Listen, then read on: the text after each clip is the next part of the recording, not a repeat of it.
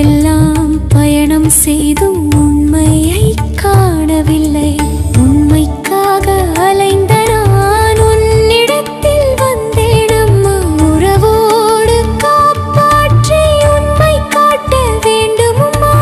உலகம் உன் அன்புக்காக ஏங்கியே தவிக்குதம்மா. உன்னை காண மூவுலகும் துடியாய் துடிக்குதம்மா. உன் சரணம் வணங்கிட உலகெல்லாம் கொதிக்குதம்மா. உளம் இறங்கி அன்பு காட்ட தாமதம் வேண்டாமம்மா.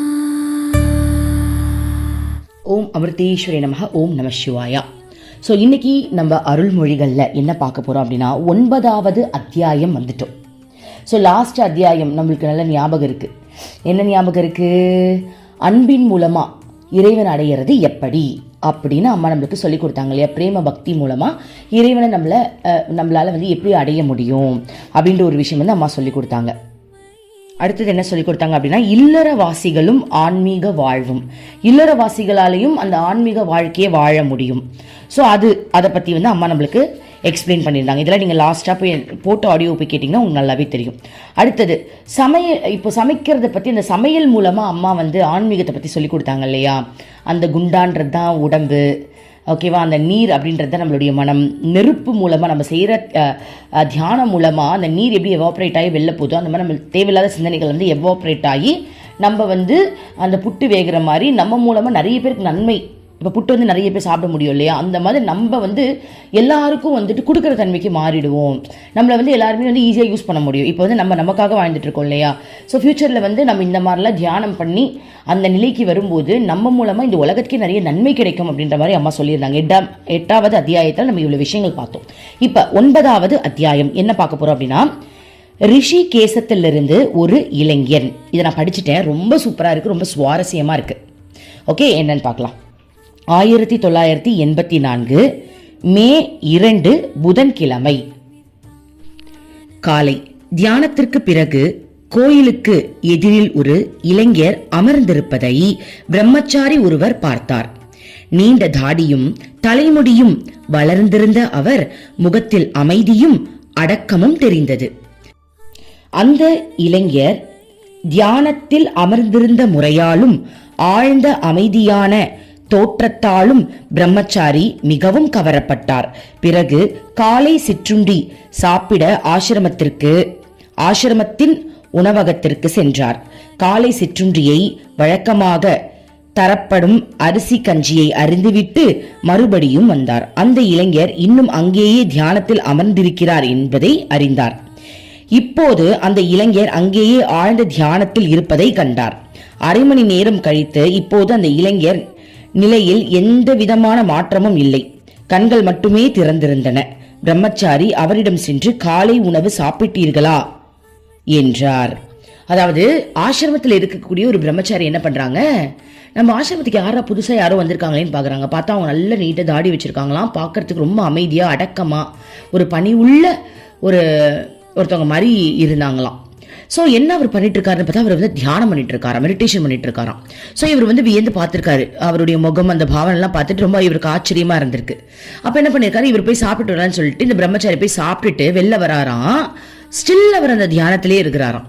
சரி, இன்னும் எவ்வளவு நேரம் இவர் தியானத்துல இருப்பாருன்னு பார்த்தா அரை மணி நேரம் ஓடிடுச்சான். அரை மணி நேரம் ஓடியும் ஸ்டில் அவர் தியானத்துல தான் இருக்கிறாராம். அரை மணி நேரம் கழிச்சு அவருடைய கண் மட்டும் திறந்திருக்கான், ஆனா பாடி அசையவே இல்லையா. ஸோ பிரம்மச்சாரி என்ன பண்றாரு, பக்கத்துல போய் நீங்க சாப்பிட்டீங்களான்னு கேட்கிறாரு. ஓகே, அதுக்கு அந்த அமைதியானவர் பதில் சொல்றாரு, இன்னும் சாப்பிடவில்லை என்றார். இன்னும் சாப்பிடவில்லையா? உணவு சாலைக்கு வந்து கொஞ்சம் சாப்பிடுங்கள் என்றார். இதை கேட்ட அந்த இளைஞன் மிகுந்த அன்போடும் பணிவோடும், இல்லை, அம்மாவை காண்பதற்கு முன்னால் நான் சாப்பிட விரும்பவில்லை என்றார். பிரம்மச்சாரி அந்த இளைஞரின் பக்கத்தில் அமர்ந்து கொண்டு, நீங்கள் எங்கிருந்து வருகின்றீர்கள்?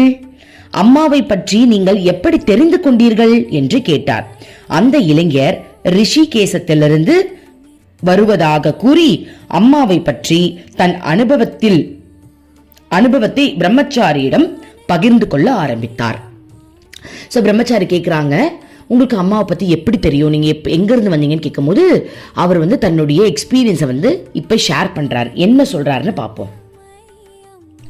நானும் ஒரு ஆன்மீக சாதகன்தான். கடவுள் அருளால் கடந்த 15 ஆண்டுகளாக அந்த ஆன்மீக பாதையில் முயன்று வருகிறேன். புனித கங்கை ஆற்றிலிருந்து சில அடி தொலைவில் அமைந்துள்ள ஒரு ஆசிரமத்தில் வசித்து வருகின்றேன். நாள்தோறும் நீண்ட நேரம் கங்கா மாதாவின் கரையில் மந்திரம் ஜபித்துக் கொண்டும் தியானித்தும் வாழ்ந்து வருகின்றேன். கங்கை நதிக்கரை தியானம் செய்வதற்கு மிகுந்த அனுகூலமானது என்றாலும் சமீப காலமாக என்னுடைய மனம் போராட்டத்தின் காரணமாக மன ஒருமைப்பாடை அடைய முடியாமல் சிக்கல் ஏற்பட்டன. 2 வாரங்களுக்கு முன்னால் நான் தியானிக்க முயற்சி செய்து கொண்டிருந்த போது யாரோ ஒருவர் என்னை பெயர் சொல்லி கூப்பிடுவதை கேட்டேன். ஒரு முறை அல்ல, பல முறை அக்குரலை கேட்டேன். அது என் மனதில் கற்பனை என்று நினைத்து கொண்டு கண்களை திறக்காமல் இருந்தேன். கண்களை மூடியபடி ஓடுகிற கங்கா மாதாவின் இனிய ஓசையின் மீது மனதை ஒருமுகப்படுத்த முயன்றேன். மறுபடியும் அதே குரல் கேட்டது. அது ஒரு பெண்மணியின் குரல். எனவே நான் கண்களை திறந்தேன். சுற்றுமுற்றும் பார்த்தேன். அவ்வாறு பார்த்து கொண்டு இருந்த போதே அந்த குரல் மறுபடியும் கேட்டது. இங்கே இங்கே பார் என்று அந்த குரல் ஓடும் கங்கை நதியிலிருந்தே வருவது போல இருந்தது. கங்கை நீரில் பக்கம் திரும்பி அமர்ந்து கங்கையையே உற்று பார்த்தேன். கங்கையில் ஒரு வடிவம் கொஞ்சம் கொஞ்சமாக தோன்றியது. அந்த வடிவம் மேலும் மேலும் தெளிவாக தெரிந்தது. வெள்ளை ஆடை அணிந்திருந்த ஒரு பெண்மணியின் வடிவம். அவரை சுற்றி மகான்களைப் போல் தோன்றிய பலர் இருந்தார்கள். அவர்கள் அந்த பெண்ணிடம் மிகுந்த மரியாதையும் பக்தியும் காட்டுவது மிகவும் தெளிவாக தெரிந்தது. கண்களை தேய்த்து கொண்டு மறுபடியும் பார்த்தேன். கனவு காண்கின்றேனா என்று நினைத்தேன். கனவு இல்லை, அது உண்மை. என் கண்கள் நன்கு திறந்தபடி உள்ளன. நான் அந்த பெண்மணியையும் அவரை சுற்றி இருக்கின்ற எல்லோரையும் தெளிவாக பார்த்தேன். ஆனால் அவர்கள் யாரையும் என்னால் அடையாளம் கண்டு கொள்ள முடியவில்லை. ஒரு தெய்வீக பேரொளி அந்த பெண்மணியை சுற்றி வீசிக்கொண்டு இருந்தது. என் கண்களை அவரிடம் இருந்து எடுக்கவே முடியவில்லை. அவர் அமைதியையும் ஆனந்தத்தையும் எங்கும் வீசியபடி என்னை பார்த்து கருணையுடன் புன்னகை செய்தார். சிறிது சிறிதாக நான் வெளி உலகையே மறந்து போனேன். அவரை சுற்றியிருந்த மகான்களை காணப்பட்டவர்களும் மறைந்து போனார்கள். அங்கு இருந்ததெல்லாம் நானும் வெள்ளை உடை உடுத்திய அந்த அம்மாவும் தான். காலமும் இடமும் மறைந்து விட்டன. அவர்கள் முன்னிலையில் நான் மட்டும் தனியாக இருந்தேன். கொஞ்ச நேரத்தில் அவர் மிக பெரிதாக வளர ஆரம்பித்தார். வளர்ந்து அண்ட சராசரம் அளவு பெரிதாகினார். அவரை தவிர வேறு ஒன்றுமே இல்லை. அவருடைய முழு வடிவத்திலும் மிகவும் வலிமையான ஒளி எங்கும் பரவி இருந்தது. அந்த ஒளியில் நான் முற்றிலுமாக மூழ்கிவிட்டேன். பிறகு திடீரென்று அந்த வடிவம் மறைந்து விட்டது. அண்ட சராசரம் முழுவதும் அந்த ஒளி மட்டுமே நிறைந்து இருந்தது. பிறகு ஒரு நொடி நேரத்தில் அந்த பரந்த ஒளி ஒரு சிறு குண்டூசியின் நுனி அளவுக்கு மாறியது. இவை மட்டுமே என் நினைவில் எப்போதும் இருக்கிறது. அந்த நேரத்திலிருந்து நான் சுய உணர்வை இழந்து விட்டேன். என் காதுகளில் என்னிடம் வா என்று ஒலிக்க ஆரம்பித்தது. பிறகு நான் உணர்வு பெற்றேன். நான் அமர்ந்திருந்த இடம், சுற்றுச்சூழல் அனைத்தும் முன்போல் தெளிவடைந்தது. என்னை சுற்றி பார்த்தேன். அப்போது இருட்டி நெடு நேரமாகி இருந்தது. அதாவது இரவாகிவிட்டது. அதை கண்டு நான் அதிர்ந்து போனேன். என் கை கடிகாரத்தை பார்த்தேன். இரவு 8:30 மணி ஆகிவிட்டது. நான் அந்த இடத்தில் ஏறக்குறைய 5 மணி நேரம் தியானத்தில் அமர்ந்திருந்தேன். ஓடிக்கொண்டு இருக்கும் கங்கை மாதாவின் இனிய ஓசை காதுகளில் நிறைந்தது. எங்கும் அமைதி நிறைந்திருந்தது. நான் ஆசிரமத்திற்கு திரும்பி சென்றேன். இவ்வளவு நீண்ட நேரம் ஆசிரமத்தை விட்டு வெளியே செல்வது என்னுடைய பழக்கம் அல்ல. அதனால் ஆசிரமவாசிகள் இவ்வளவு நேரம் எங்கே சென்றிருந்தேன் என்பதை அறிய ஆவலுடன் இருந்தார்கள். வழக்கமாக நான் கங்கை நதிக்கு சென்று திரும்புவது 1 மணி நேரத்திற்கும் உள்ளாகவே இருக்கும். அதிகமாக போனால் 1.25 மணி நேரம் இருக்கும், அதற்கு மேல் நிச்சயம் இருக்காது. என் முகம் இருந்த நிலையையும் என்னுடைய ஆழ்ந்த உள்நோக்கிய நிலையையும் கண்ட அவர்கள் எனக்கு ஏதோ நடந்துவிட்டது என்று சந்தேகப்பட்டார்கள். பலவாறாக விசாரித்தார்கள். நான் அமைதியாக இருந்தேன். பேசும் மனநிலையில் நான் இல்லை. அந்த அனுபவம் அவர்கள் ஆழ் மனதாகவும் முழுமையானதாகவும் இருந்தது. அதாவது அந்த அனுபவம் அவ்வளவு ஆழ்ந்த முழுமையாக உள்ளவன் அவங்களுக்கு இருந்துச்சாம். அன்று இரவு என்னால் தூங்கவே முடியவில்லை. என் முன் தோன்றிய அந்த வடிவத்தின் காட்சி என்னை அலக்களித்தது. என் இதயமும் ஆத்மாவும் அமைதியாக அதில் முழுகிவிட்டது. அந்த நாள் என் வாழ்க்கையில் மிகப்பெரிய மாற்றத்தை ஏற்படுத்திவிட்டது. மறுநாள் காலையில் நான் முற்றிலும் மாறுபட்ட மனிதனாக மாறிவிட்டேன். ஆசிரமத்தில் என்னுடன் இருந்தவர்கள் இந்த மாற்றத்தை கண்டு பலவேறு கேள்விகளை என்னிடம் கேட்டார்கள். தொடர்ந்து கேட்டுக்கொண்டே இருந்தார்கள். ஆனால் என் நினைவு முழுவதும் நான் காட்சியில் கண்ட மனதை மயக்கும் அந்த வடிவத்திலேயே ஆழ்ந்து இருந்தது. அந்த அனுபவத்தின் ஆனந்தத்தில் என் மனம் திளைத்தபடியே இருந்தது. என்னால் மற்றவர்களோடு பேசவோ பழகவோ முடியவில்லை. வேண்டுமென்றே நான் பேசவில்லை. என்னால் பேச முடியவில்லை. நான் பேசவே முடியாத நிலையில் இருந்தேன். கடைசியாக என்னுடைய இந்த நிலையை ஆசிரமத்தில் இருந்த சுவாமிகள் காதுகளுக்கு எட்டியது. அவர் ஒரு நல்ல ஆன்மீக சாதகர், மிக மிக நல்லவர். என்னை தன்னிடம் அழைத்து என்னுடைய மாற்றத்திற்கான காரணத்தை விசாரித்தார். எனக்கு ஏனோ அவரிடம் என் அனுபவத்தை முழுவதையும் சொல்லிவிட வேண்டும் என்று தோன்றியது. நடந்த எல்லா சம்பவங்களையும் அவரிடம் கூறினேன். அதோடு இப்போது என் மனம் அந்த வடிவத்தில் முழுமையாக மூழ்கி போய் கிடப்பதையும், அதனால் என்னால் பேசவோ பழகவோ முடியவில்லை, வழக்கம் போல் எந்த காரியங்களையும் செய்ய முடியாத நிலையில் இருப்பதையும் கூறினேன். பிறகு அவரிடம் வெள்ளை உடையில் தோன்றிய அந்த வடிவம் பற்றி அவருக்கு ஏதாவது தெரியுமா என்று விசாரித்தேன். அந்த வடிவத்தை, நான் கண்ட காட்சியை மிக தெளிவாக அவரிடம் கூறினேன். நான் கூறியவைகளை எல்லாம் அவர் மிகவும் கவனமாக கேட்டார். பிறகு அந்த வடிவம் யார் என்பதை கண்டுபிடிப்பதாக கூறினார். நாட்கள் கடந்து சென்றன. நாளாக நான் அந்த காட்சியில் ஆழ்ந்து போய் கொண்டே இருந்தேன். ஒரு பைத்தியம் போல ஆகிவிட்டேன்.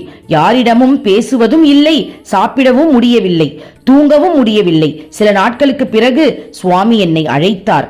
அவர் முகம் முழுவதும் ஒரே புன்சிரிப்பாக இருந்தது. என்னிடம் ஒன்றும் பேசாமல் தன் சட்டை பையிலிருந்து ஒரு படத்தை எடுத்து என்னிடம் காட்டினார். இந்த வடிவத்தை தானே நீ உன் காட்சியில் கண்டாய் என்றார். நான் அதை கண்டதும் அளவு கடந்த ஆனந்தத்தால் மேலும் கீழும் குதித்து நடமாட ஆரம்பித்தேன். ஏனென்றால் நான் கங்கை கரையில் காட்சியில் கண்ட அம்மாவே அதில் இருந்தார். அந்த படத்தை என்னிடம் கொடுத்து அவர் யார் என்பதையும் அவருடைய ஆசிரமம் எங்கு இருக்கிறது என்பதையும் கூறினார்.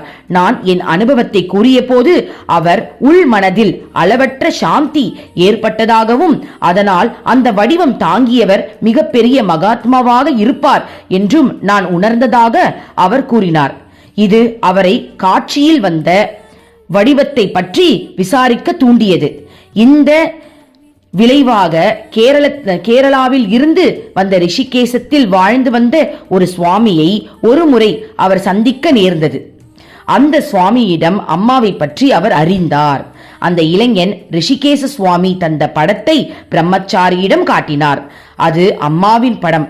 அந்த இளைஞர் பிரம்மச்சாரியிடம் கண்கள் கண்ணீரால் வீங்கி சிவக்க, குரல் தளதளக்க, மிகுந்த உணர்ச்சியோடு அம்மாவை இன்று பார்க்க முடியுமா என்று கேட்டார். ஓகே, உங்களுக்கு நல்லா புரிஞ்சிருக்கும்னு நினைக்கிறேன். என்ன அப்படின்னா, சுவாமிஜி வந்துட்டு அவரை பார்த்து நீங்கள் எங்கேருந்து வந்தீங்கன்னு கேட்கும்போது அவருடைய அற்புதத்தை சொல்றாரு பாருங்க. அம்மா காட்சி கொடுத்துருக்காங்க. கங்கை நதி இருக்கு இல்லையா, அந்த நதியிலேயே அந்த நதியை பார்த்துட்டே இருக்கும்போது ஒரு வெள்ளையா ஒரு உருவம், நம்ம அம்மாவுடைய உருவம் அந்த புடவையோட தெரியுது. அப்புறம் அம்மாவுடைய உருவத்தில் நல்ல வெளிச்சம் தெரியுது. சுத்தி நிறைய மகான்கள் இருக்கிற மாதிரி தெரியுது. அவங்க எல்லாரும் அம்மா கிட்ட பக்தியோட இருக்கிற மாதிரி காட்டியிருக்காங்க. அடுத்தது அவங்க எல்லாரும் மறைஞ்சு போய் எல்லாமே அம்மாதான் அப்படின்னு அந்த உருவம் ரொம்ப பெருசா இருக்கு. அதுக்கப்புறம் அந்த அந்த அந்த நிலையில அவங்க முழுகிட்டாங்களாம். வேற எல்லாமே மறந்து போய், நேரம் காலம் எல்லாம் மறந்து போய் அந்த முகம் அப்படியே அவங்களுடைய இதயத்துல பிரதிபலிக்கிற அளவுக்கு அவங்க அந்த எப்படி சொல்றது, அம்மாவுடைய முகத்துல வந்து நல்லா ஆழ்ந்த தியானத்துக்கு போயிட்டாங்களாம். ஸோ அதுக்கப்புறம் அவங்களால சாப்பிட முடியல, தூங்க முடியல, அம்மாவே பார்த்தே ஆகணும், அம்மா அம்மா அம்மான்ற அந்த ஃபீல்லையே இருந்திருக்காங்க.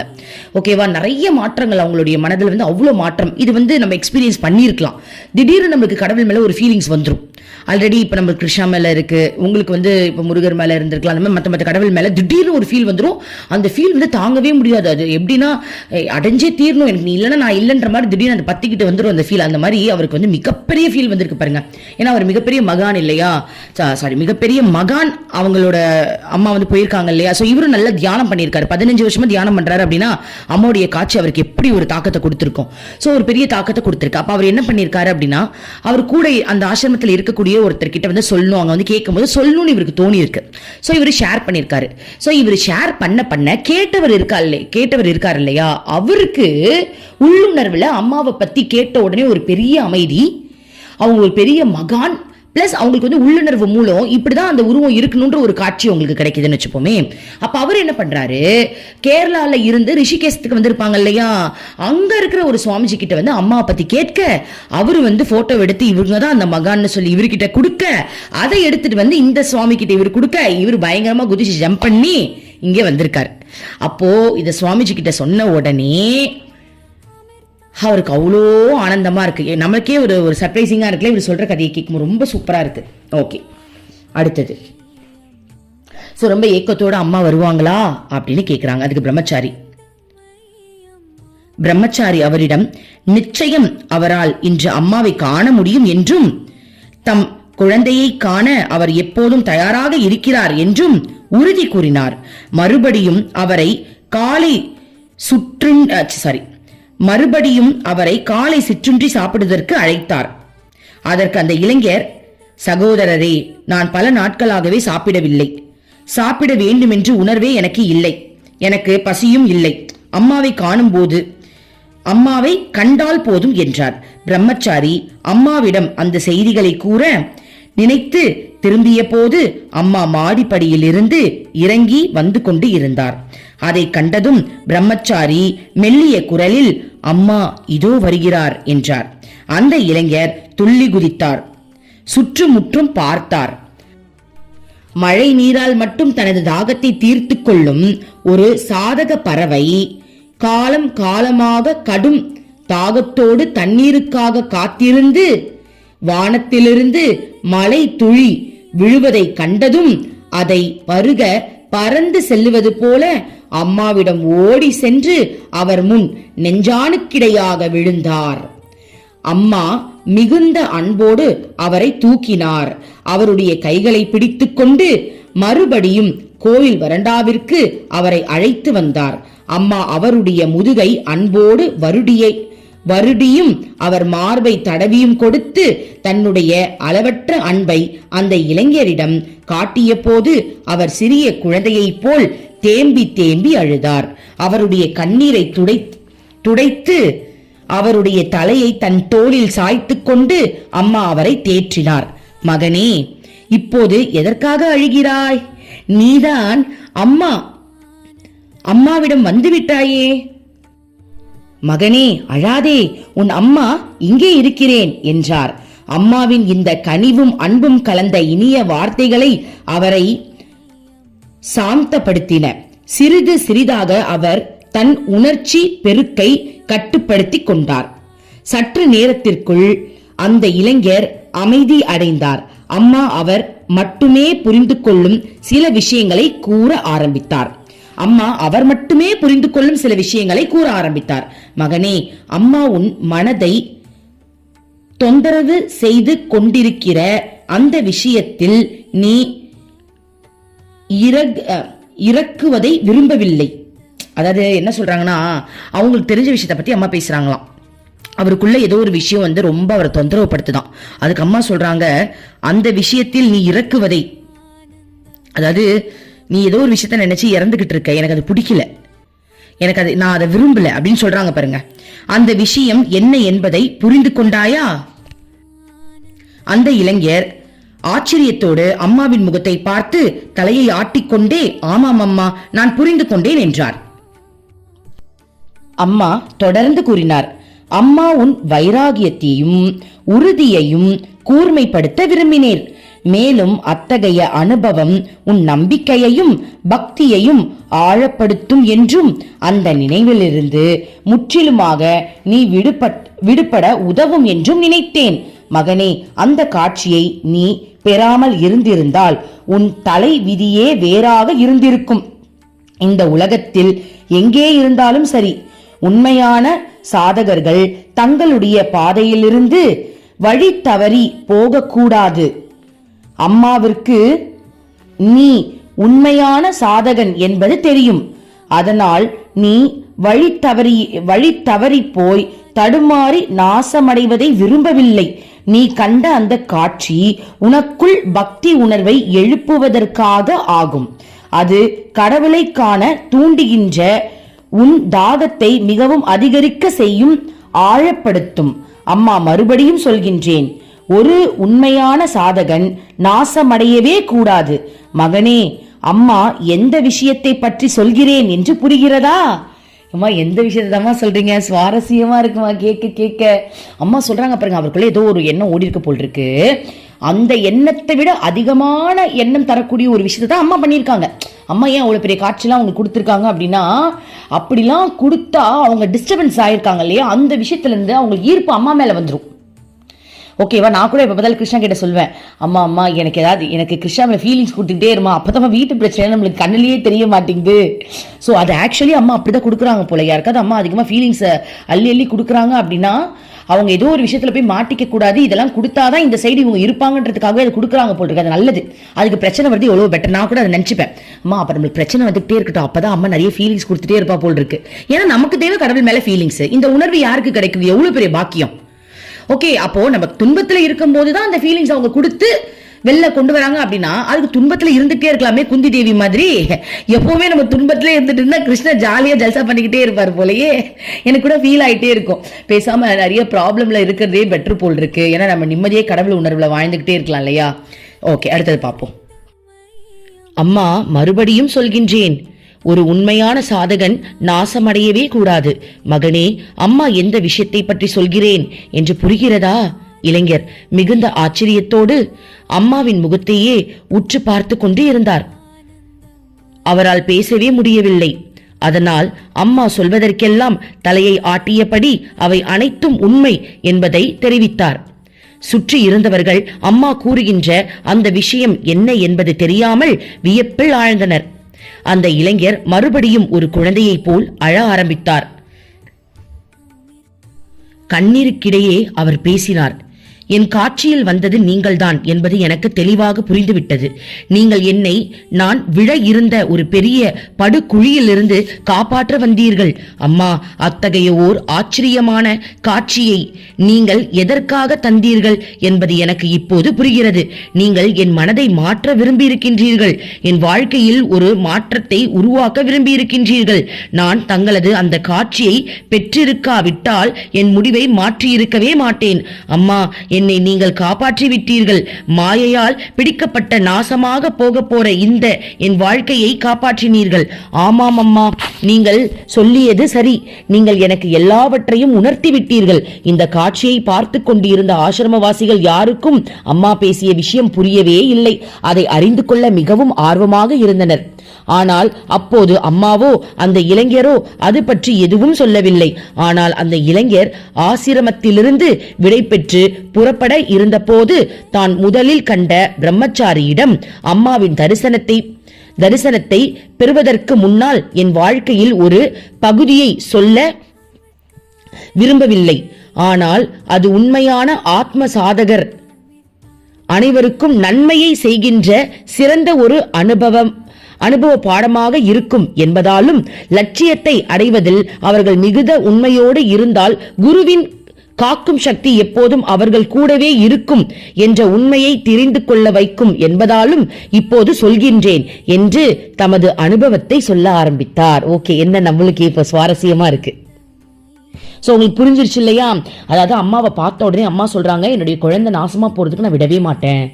அப்போ அம்மா காட்சி கொடுத்ததுக்கு காரணம் என்ன அப்படின்னா, நம்மளாம் என்ன நினைப்போம், அவர் பெரிய பக்தர், அம்மாவுக்கு அவங்கள தான் ரொம்ப பிடிச்சிருக்கு போல் இருக்கு, நமக்குலாம் ஒரு காட்சியும் தர மாட்டேங்கிறாங்கன்னு நம்ம ஃபீல் பண்ணியிருப்போம். கரெக்டா?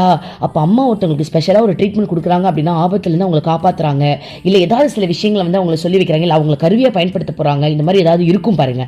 ஸோ அதே மாதிரி அம்மா காட்டின காட்சிக்கு அர்த்தம் அவர் சிக்க இருந்த அந்த வலையில இருந்து அம்மா காப்பாற்றிட்டாங்க அப்படின்றது தான். அது என்ன வலை அப்படின்றது இப்போ பார்க்கலாம். அந்த விஷயம் அவருக்கு திருமணம் செய்து வைக்கின்ற முயற்சியாகும். நாசமா போக விட மாட்டேன்னு அம்மா சொன்ன டைலாகுக்கு பின்னாடி என்ன இருக்கு பாருங்க. அவருக்கு 2 சகோதரர்களும் சகோதரிகளும் இருந்தார்கள். அவர்தான் மூத்த மகன். எனவே பெற்றோரும் மற்ற உறவினர்களும் அவர் திருமணம் செய்து கொள்ள வேண்டும் என்று வற்புறுத்தினார்கள். அவர் ஓர் ஆசிரமத்தில் வாழ்ந்து தன் வாழ்க்கையை ஆன்மீகத்திற்கு பிரம்மச்சாரிக்கும் அர்ப்பணித்திருந்தாலும் அவர் தன் குடும்பத்தினரை இடையிடையே சென்று சந்தித்து வந்தார். அவரது குடும்பத்தினர்களும் அவர் சந்நியாசி ஆவதில் சிறிதும் விருப்பமில்லை. அதனால் தொடர்ந்து அவரை திருமணம் செய்து கொள்ளும்படி வற்புறுத்தினார்கள். அவர் திருமணம் செய்து கொள்வதற்கு தாங்கள் பார்த்துள்ள பல்வேறு பெண்களை பற்றி அவரிடம் சொல்லி அவர்கள் ஒருவரை தேர்ந்தெடுத்து கொள்ளும்படி கட்டாயப்படுத்தி வந்தார்கள். உலக வாழ்க்கையை துறந்து ஆன்மீக வாழ்க்கை வாழ்வதில் அவர் உறுதியாக இருந்ததாலும் குடும்பத்தினரின் ஓயாத வற்புறுத்தலின் காரணமாக அந்த உறுதி தளர ஆரம்பித்தது. குடும்பஸ்தனராக வாழ்ந்து கொண்டே ஆன்மீக வாழ்க்கையை நடத்தலாம், அதில் தவறு ஒன்றும் இல்லை என்று அவர் கருதும் அளவிற்கு அவருடைய குடும்பத்தினர்கள் ஓயாது வற்புறுத்தலும் வேண்டுதலும் கொடுத்து வந்தார்கள். அழுகையும் வாதமும் ஆற்றல் படைத்து இருந்தன. அதாவது அவங்க வீட்டுல வந்து அழுது புலம்பி ரொம்ப கம்பல் பண்ணி இவர் ஒரு இதுக்கு அப்படியே அவரோட மைண்டை மாத்திர அளவுக்கு வந்துட்டாங்களாம். கங்கை கரையில் தியானம் செய்ய ஆரம்பித்தால் மனம் ஒருமுகப்பட்டு தியானத்தில் ஆழ முடியாத அளவிற்கு அவர்களது செயல்கள் அமைந்தன. இதனால் தாங்க முடியாத மனக்கொதிப்பு ஏற்படவே அதிலிருந்து விடுபட வழி தெரியாமல் தற்கொலை செய்து கொள்ள முடிவு. பாருங்க, தற்கொலை செய்து கொள்ளும் முடிவிற்கு அவர் வந்து விட்டார். சூசைட் பண்றதுக்கு வந்துட்டாங்களாம். அப்ப இதுதான் நாசமா போறது போல் இருக்கு. நாசமா உன்னை போக விட மாட்டேன்னு சொன்னாங்க இல்லையா, அது வந்து அவர் வந்து தற்கொலை செய்ய போறாரு. அததான் அம்மா சொல்லியிருக்காங்க. கங்கையில் குதித்து தற்கொலை செய்து கொள்ள நினைத்தபடி கங்கை கரையில் அமர்ந்திருந்த போது அம்மாவின் காட்சி தோன்றியது. இந்த நிகழ்ச்சியை சொல்லி முடித்த பிறகு தொடர்ந்து அவர் மேலும் சொன்னார். அம்மாவின் காட்சி என் மனதில் தைரியத்தையும் தன்னம்பிக்கையையும் தந்தது. என்னுடைய தாங்க முடியாத மனக்கொதிப்பையும் போராட்டத்தையும் பலவீனத்தையும் சுலபமாக நீக்கி விடுகின்ற அளவற்ற ஆன்மீக ஆனந்தத்தை தந்தது. மற்ற விஷயங்கள் என்று அம்மா என்னிடம் குறிப்பிட்டது இதுதான். நான் திருமணம் செய்து கொண்டு சம்சார சிக்கலில் அகப்பட்டு சீரழிந்து போவதை அம்மா விரும்பவில்லை. அதனால்தான் என்னை முற்றிலும் மாற்றி விடுகின்ற அரிதான தெய்வீக காட்சியை எனக்கு வழங்கினார். இவ்வாறு ரிஷிகேசத்திலிருந்து வந்த இளைஞர் தன் அனுபவத்தை நிறைவு செய்தார். பிரம்மச்சாரியிடம் விடை பெற்றுக் கொண்டு அளவற்ற மகிழ்ச்சியோடும் உற்சாகத்தோடும் அவர் ஆசிரமத்திற்கு புறப்பட்டார். பாத்தீங்களா? சோ யாருக்கு என்ன கொடுத்தா அந்த ஆத்மா இறைவன் அடையும்ன்றது இறைவனுக்கு தான் தெரியும். அப்ப இல்லற வாழ்க்கையில் இருக்கிற நம்மளாம் என்ன ஆகும் அப்படின்ற இப்போ ஒரு கேள்வி நமக்குலாம் வரலாம். கவலையே பட வேண்டாம், நமக்கு தான் கிருஷ்ணர் இருக்கிறாரே, நம்ம கிருஷ்ணவதனை கல்யாணம் பண்ணியிருக்கோம், ஜாலியா இருக்க வேண்டியதுதான். ஓகே, சோ அம்மாவுக்கு தெரியும் யாருக்கு என்ன கொடுக்கணும் அப்படின்னு. அதாவது அவர் வந்து பாதி கடல் தாண்டிட்டாரு, முக்காவாசி கடல் தாண்டிட்டாரு. கடவுளை அடைய போற நேரத்துல அவர் குடும்ப வாழ்க்கையில தள்ளணும் அப்படின்னா செட் ஆகாது இல்லையா? ஓகே, சோ அதனால யாருக்கு என்ன தரணுன்றது இறைவனுக்கு தானே தெரியும். அதனால அம்மா இப்ப காப்பாத்திட்டாங்க பாருங்க. இப்ப அம்மா வந்து கண்ட்ரோலுக்கு எடுத்துட்டாங்க அவங்கள.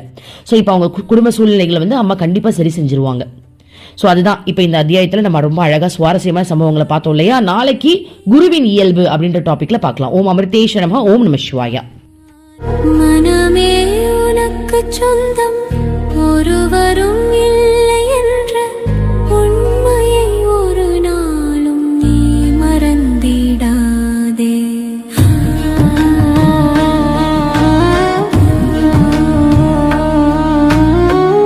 அர்த்தமற்ற கர்மங்களை செய்து கொண்டே சம்சாரத்தில் பயனின்றி நீயும் வீணாய் அலைகின்றாயே. காயமது மாயமதனை சவம் என்று